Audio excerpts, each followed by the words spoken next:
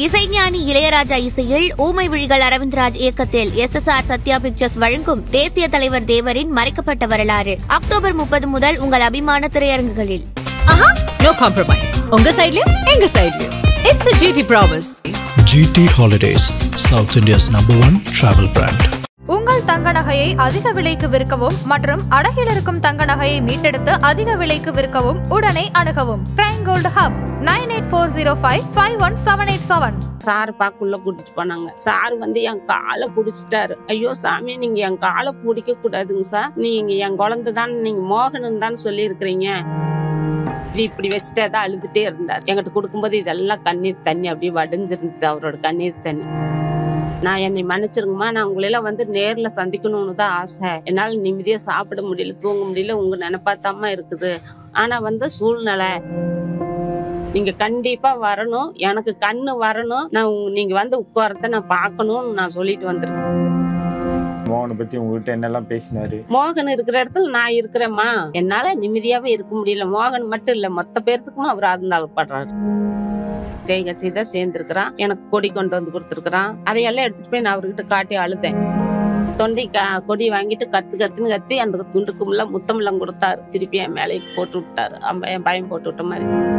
கண் பார்வை வரத்துக்கு என்னென்ன விஷயங்கள் பண்ணி கொடுக்கறதா சொன்னாங்க? கண் பார்வை வரத்துக்கு எல்லா ஏற்பாடுமே பண்ணிட்டாங்க. அதுக்கு உண்டான செலவு எவ்வளவு வந்தாலும் பாத்துக்கிறேன்ட்டாரு. இந்த மோகனையும் பாப்பீங்க, இந்த மோகனையும் பாப்பீங்க, உங்க கண்ணால கண்டிப்பா நீங்க மோகன் பாப்பீங்க அப்படின்னு சொல்லி. விஜயோட கூட்டத்துக்கு போய் மகன் மோகன் அவர்கள் அந்த துயர சம்பவத்துக்கு அப்புறம் விஜய் நேர்ல உங்களை கூப்பிட்டு சந்திச்சிருக்காரு. என்னம்மா சொன்னாங்க? இங்கிருந்து எப்படி உங்களை அழைச்சிட்டு போனாங்கம்மா? இங்கிருந்து வீட்டுல இருந்து கார்ல கூட்டிட்டு போனாங்க. கார்ல போய் குமராபாளையம் பள்ளிவாளத்துல பஸ்ல கூட்டிட்டு போனாங்க. அப்படி ஒரு பாதுகாப்பு என் வயசு வரைக்கும் எனக்கு இது நாள் வரைக்கும் அப்படி ஒரு பாதுகாப்பு எனக்கு இருந்தது இல்லைங்க.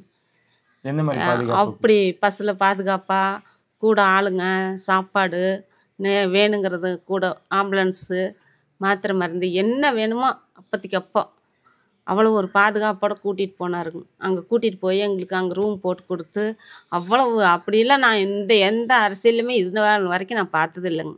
அந்த அளவுக்கு எனக்கு பாதுகாப்பு, கூட்டிகிட்டு போனது, அங்கே ஏசி எல்லாம் அந்த மாதிரிலாம் நான் என் வயசுலலாம் எங்கேயுமே பார்த்தது இல்லைங்க. அந்த அளவுக்கு எனக்கு பாதுகாப்பாக அங்கே கூட்டிகிட்டு போனாங்க. கூட்டிகிட்டு போய் ரூம் போட்டு கொடுத்தாங்க. எல்லா சௌகரியமாக பண்ணி கொடுத்தாங்க. எனக்கு என்ன சாப்பிட்ணும், சுகருக்கு என்ன சாப்பிட்ணும், அது எல்லாமே செஞ்சு கொடுத்து எல்லாமே சாப்பிட வச்சாங்க. எல்லாமே பண்ணாங்க. எல்லாருமே நான் பெரியவங்க, நாங்கள் சின்னவங்க அப்படியெல்லாம் எதையுமே பார்க்கல. எல்லாருமே கை பிடிச்சி ஆறுதல் சொல்லி அப்படி எல்லாமே பண்ணாங்க. அப்புறம் சாரை பார்க்குள்ளே கூட்டிகிட்டு போனாங்க. சார் என் காலை பிடிச்சிட்டாரு. ஐயோ சாமி, நீங்கள் என் காலை பிடிக்கக்கூடாதுங்க சார், நீங்கள் என் குழந்தை தான், நீங்கள் மோகனன் தான் சொல்லியிருக்கிறீங்க, நீங்கள் மோகன் தான், எனக்கு நீங்கள் என் கண்ணை மட்டும்தான் தொடச்சி விடணுன்னே. என் கண்ணை இப்படி துடைக்கும் போது அவர் கையில் தண்ணி அப்படியே கண்ணீர் வடிஞ்சுது. என் குழந்தை போட்டா கொடுத்துருக்குறாரு, பெரிய போட்டா அவரே செஞ்சு கொடுத்துருக்குறாரு எனக்கு. அந்த போட்டாவை வச்சுட்டு அழுதுகிட்டே இருந்தார். அப்புறம் இவங்கெல்லாம் அழுகாதீங்கன்னு சொன்னாங்க. அப்புறம் தப்பு தான்மா, அப்படி நடக்குன்னு நான் நினச்சே பார்க்கல, இப்படிலாம் வருங்கிறத ஒரு நினைப்பேன் எங்களுக்கு தெரியல, ஆனால் இப்படிலாம் வந்துருச்சு. என்னை மன்னிச்சிருங்கம்மா, நான் உங்களையெல்லாம் நேரில் சந்திக்கணும்னு தான் ஆசை. உங்கள் வீட்டுக்கே உங்களை பார்க்கணுங்கிறதா என் எண்ணம். என்னால் நிம்மதியாக சாப்பிட முடியல, தூங்க முடியல, உங்கள் நினைப்பாத்தாம இருக்குது. ஆனால் சூழ்நிலை அப்படிங்காட்டிக்கு எனக்கு தெரியும். ஏன்னா பையனோட இது உணர்வு, அவர் சூழ்நிலை பெற்ற தாய்க்கு தெரியுமெல்லாம். அதனால எனக்கு தெரியும் சார், வேண்டாம் சாமி, நீங்கள் வர வேணாங்க, நான் வந்திருக்கேன் உங்களை பார்க்குறதுக்கு, என்னால் முடியும் உங்களை பார்க்க வர்றதுக்கு அப்படின்னு சொன்னேன். அப்புறம் ரொம்ப அழுதார். அழுவாதீங்க, இது சூழ்நிலை காரணம், வீட்லேயே இருந்து எதாவது நான் இருந்தால் மட்டும் நான் என்ன பண்ண முடியும். இந்த போட்டா தான் கொடுத்தாரு அவர். இது இப்படி வச்சுட்டே தான் அழுதுகிட்டே இருந்தார். என்கிட்ட கொடுக்கும்போது இதெல்லாம் கண்ணீர் தண்ணி அப்படியே வடிஞ்சிருந்தது, அவரோட கண்ணீர் தண்ணி. இப்படி வச்சுட்டே தான் அழுதுட்டு இருந்தார். எனக்கு கூட என் குழந்தை அங்கே உங்ககிட்ட அழுகை கொடுக்கல, தைரியமாக அவர்கிட்ட பேச கொடுத்தா. அவர்கிட்ட அழுகாதம்மா, அவர் வேதனைப்படுறாருமா சொல்கிற மாதிரியே இருந்தது என் குழந்தை. என்கிட்ட அவர்கிட்ட சாருக்கிட்ட அழுகாதேம்மா அப்படின்னு சொல்கிற மாதிரியே இருந்தது. நான் கூட அழுகலை, அவர் தான் அதிகமாக அழுதார். அதுக்கப்புறம் அவர்கிட்ட நான் சொல்லிட்டு வந்தேன், நீங்கள் இந்த ஆட்சிக்கு வரணும், கண்டிப்பாக வரணும், இது விதி இல்லை, சதி தான், இந்த மாதிரி இத்தனை என் குழந்தை நான் கண்ணு தெரியாதவ எனக்கு பாதுகாப்பு என் குழந்தை மட்டும்தான். என் குழந்தையே ஓரளவுக்கு இப்படி சதி பண்ணி இருக்கிறாங்க. நீங்கள் கண்டிப்பாக வரணும், எனக்கு கண்ணு வரணும், நான் நீங்கள் வந்து உட்காரத்தை நான் பார்க்கணுன்னு நான் சொல்லிட்டு வந்திருக்கிறேன்.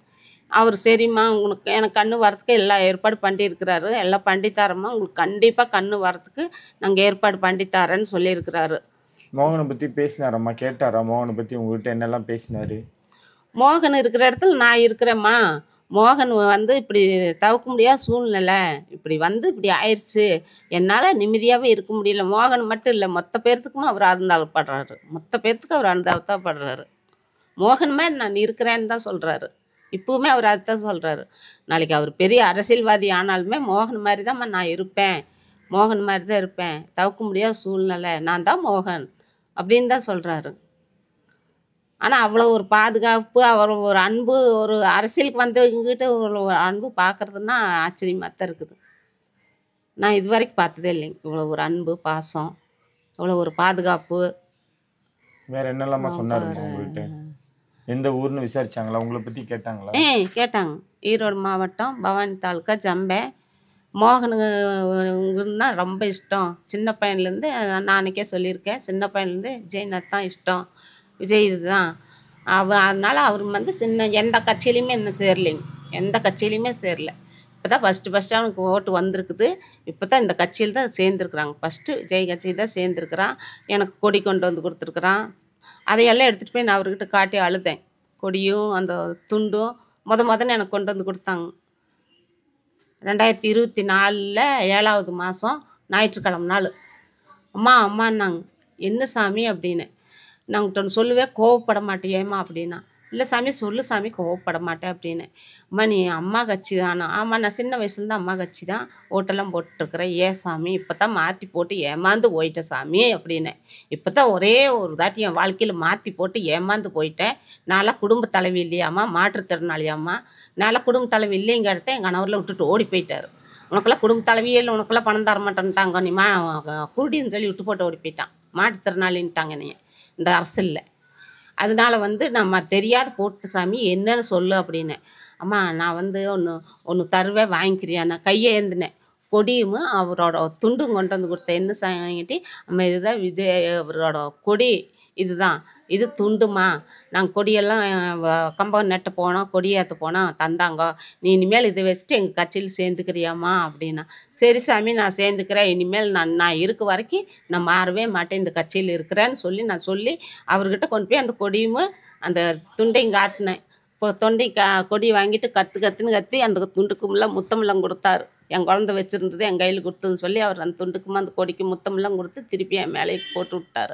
என் பையன் போட்டு விட்ட மாதிரியே கொண்டு வந்துட்டேங்க. என் குழந்தை வந்து அவர் வந்து நான் இருக்கிறேம்மா, நான் பார்த்துக்கிறேன், உனக்கு எல்லாமே நான் செய்கிறேன், எல்லாத்துக்கும் எல்லாமே செய்வேன்னு தான் சொன்னார் சார்.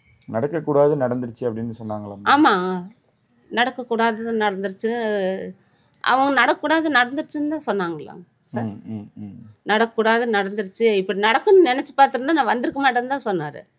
இப்படி நடக்கும்னு நினச்சிருந்தா நான் எப்படிமா வருவேன்? இப்படி இத்தனை பேர் என் குழந்தைகள்லாம் என கூட பிறந்தவங்களோ பெற்றவங்கள மாதிரி எல்லாரும் போகிற மாதிரி இருந்திருந்தா நான் எப்படி வந்திருப்பேன்? நடக்கக்கூடாது நடந்துருச்சுமா, நடக்கக்கூடாத சம்பவம் நடந்துருச்சு, நாங்கள் யாருமே எதிர்பார்க்கல. ஆமாம் சார், நானுமே எதிர்பார்த்தேன், நான் அப்படி எதிர்பார்த்துருந்தேன்னா அனுப்பியிருப்பேனா? இது நடக்க முடியாத சம்பவம் தான் சார்ன்னு தான் சொல்லணும். அவரும் அப்படித்தான் சொன்னார். நடக்க முடியாது, தெரியாமல் நடந்த சம்பவமா, எங்களுக்கு மன்னிச்சிருங்கன்னு காலில் தான் விழுந்தார். நடக்க முடியாத சம்பவம் நடக்காது, எப்படின்னு நடந்தது, தெரியாமல் நடந்த சம்பவம்னு தான் சொன்னார்.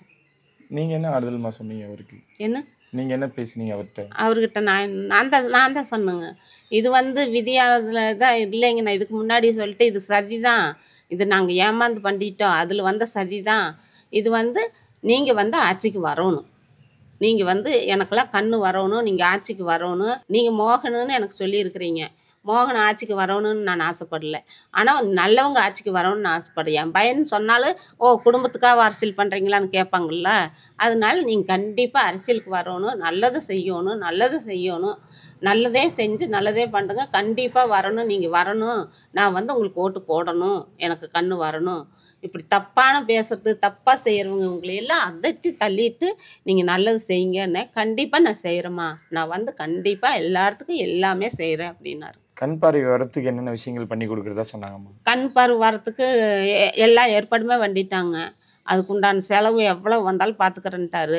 எந்த அளவுக்கு எங்கெங்கே போக முடியுமோ அங்கெல்லாம் போங்க, நான் பார்த்து கண்டிப்பாக கண் வரவழைச்சி கொடுக்குறேன். நீங்கள் மோகனை கண்டிப்பாக இந்த மோகனையும் பார்ப்பீங்க, இந்த மோகனையும் பார்ப்பீங்க, உங்கள் கண்ணால் கண்டிப்பாக நீங்கள் மோகன் பார்ப்பீங்க அப்படின்னு சொல்லி என் கை பிடிச்சி உறுதி கொடுத்துருக்குறாரு.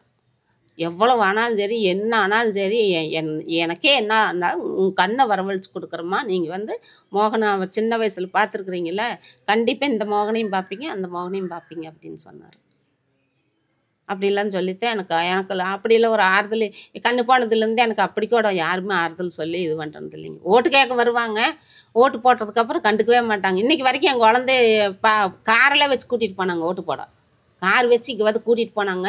ஆனால் நான் ஓட்டு போட்டு காரில் வரக்கூடாது, நம்ம எதுக்கு, நம்ம கடமையை செஞ்சுட்டு நடந்து வந்தேன். இன்றைக்கி வரைக்கும் என் குழந்தை இதாகி 2 கண்ணும் தெரியாது இருக்குது.